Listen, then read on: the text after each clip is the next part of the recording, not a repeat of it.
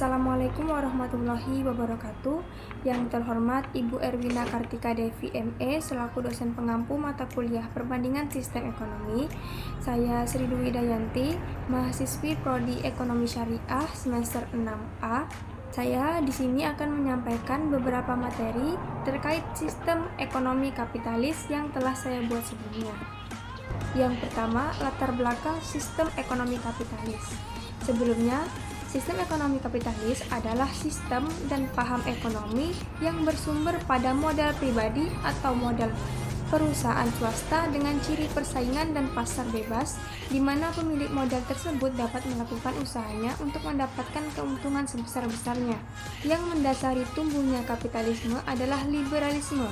Liberalisme ini menandai adanya sebuah perubahan yang revolusioner dalam pemikiran ekonomi. Sistem ekonomi kapitalis muncul sebagai hasil dari perubahan sosial dan ekonomi yang terjadi di Eropa pada abad ke-16 hingga 18.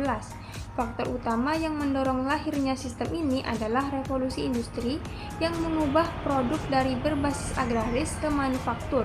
Selain itu, gagasan dari para silpus ekonomi seperti Adam Smith dalam bukunya The Wealth of Nations memperkenalkan konsep laissez-faire yang menekankan kebebasan pasar tanpa campur tangan pemerintah. Pada abad ke-19, kapitalisme mencapai puncaknya dengan berkembangnya industri besar dan perusahaan multinasional.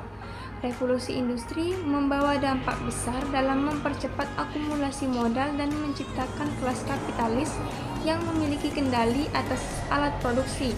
Sistem ini kemudian menyebar ke seluruh dunia melalui kolonialisme dan perdagangan global yang mengubah tatanan ekonomi di berbagai negara. Kemudian pertumbuhan dan perkembangan sistem ekonomi kapitalisme. Beberapa tahap utama dalam pertumbuhan kapitalisme. Yang pertama adalah kapitalisme awal, yaitu pada abad ke-16 hingga 18. Kapitalisme awal berkembang dalam bentuk merkantilisme yang menekankan peran negara dalam mengontrol perdagangan dan akumulasi kekayaan.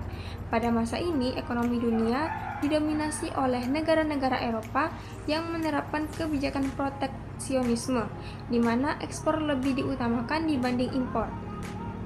Kedua, tahap kapitalisme industri, yaitu pada abad ke-18 hingga 19. Revolusi industri yang dimulai di Inggris membawa perubahan besar dalam sistem ekonomi kapitalis. Penggunaan mesin dalam produksi menggantikan tenaga manusia dan hewan, sehingga meningkatkan produktivitas secara signifikan. Kota-kota industri berkembang pesat, perusahaan besar mulai bermunculan, dan sistem perbankan serta investasi juga mengalami kemajuan yang pesat.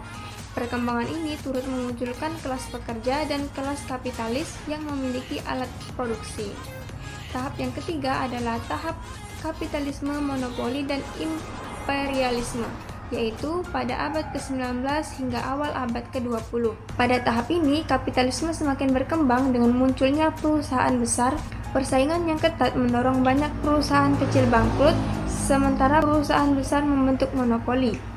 Selain itu, ekspansi ekonomi ke luar negeri melalui imperialisme menjadi salah satu ciri utama kapitalisme pada periode ini.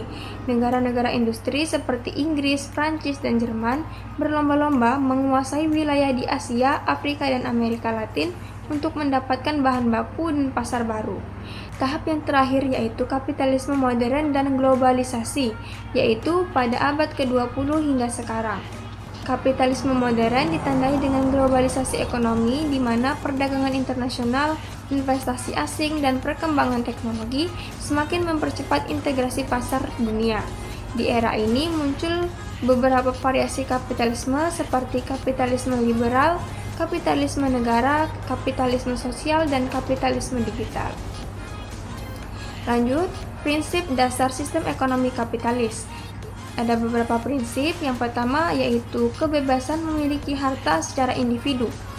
Nah, di sini setiap perusahaan dapat memiliki, membeli, dan menjual hartanya menurut yang dikehendaki tanpa adanya kendala atau hambatan. Seseorang mempunyai kuasa penuh terhadap hartanya dan bebas menggunakan sumber-sumber ekonomi menurut cara yang dikehendaki. Setiap individu juga berhak memiliki manfaat yang diperoleh dari produksi dan distribusi serta bebas untuk melakukan pekerjaan. Yang kedua, kebebasan ekonomi dan persaingan pasar. Setiap orang berhak untuk mendirikan, mengorganisasi, dan mengelola perusahaan yang dikehendakinya. Individu juga berhak terjun dalam segala bidang perniagaan dan memperoleh sebanyak-banyaknya keuntungan. Kemudian dalam persaingan bebas, setiap orang dapat menggunakan potensi fisiknya, mental, dan sumber-sumber yang tersedia untuk dimanfaatkan bagi kepentingan individu tersebut. Dan prinsip yang ketiga yaitu ketimpangan ekonomi. Dalam sistem ekonomi kapitalis, modal merupakan sumber produksi dan sumber kebebasan. Individu yang memiliki modal lebih besar akan menikmati kebebasan yang lebih baik untuk mendapatkan hasil yang sempurna. Ketidaksamaan kesempatan ini mewujudkan jurang perdebatan di antara golongan kaya dan golongan miskin, yang mana yang terjadi adalah golongan kaya semakin kaya dan golongan miskin semakin melarat. Dengan demikian, Islam tidak sependapat dengan cara-cara ekonomi kapitalis. Materi yang terakhir yaitu tentang individualisme sistem kapitalis. Prinsip dasar kapitalisme nampak jelas pada egoisme, bebas menumpuk harta kekayaan, mengembangkan dan membelanjakannya. Pemikiran individualismenya sama sekali tidak memperhatikan kepentingan orang lain, kecuali ada manfaat yang diraihnya. Sikap kapitalisme tanpa memperdulikan apa dan siapa kecuali untung dalam jumlah besar. Semua cara dihalalkan untuk mendapatkan keuntungan yang sebanyak-banyaknya. Individu dalam sistem kapitalisme merupakan salah satu proses perputaran ekonomi. Perorangan merupakan penggerak dan sekaligus tujuan akhir aktivitas ekonominya. Negara tidak berhak mengatur individu.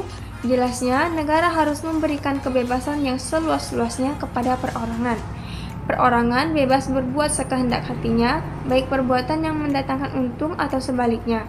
Golongan kapitalis tidak peduli apakah tindakan mereka itu mengakibatkan dampak positif atau negatif bagi masyarakat. Menurut saya, saran terhadap sistem ekonomi kapitalisme yaitu perlu adanya regulasi yang lebih efektif untuk mengatasi dampak negatif dari kapitalisme itu sendiri, seperti ketimpangan sosial dan eksploitasi tenaga kerja.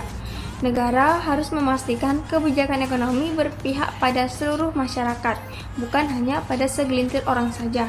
Selain itu, penting juga untuk menanamkan kembali nilai moral seperti solidaritas dan kepedulian sesama agar kepentingan bersama tetap terjaga di tengah kebebasan ekonomi.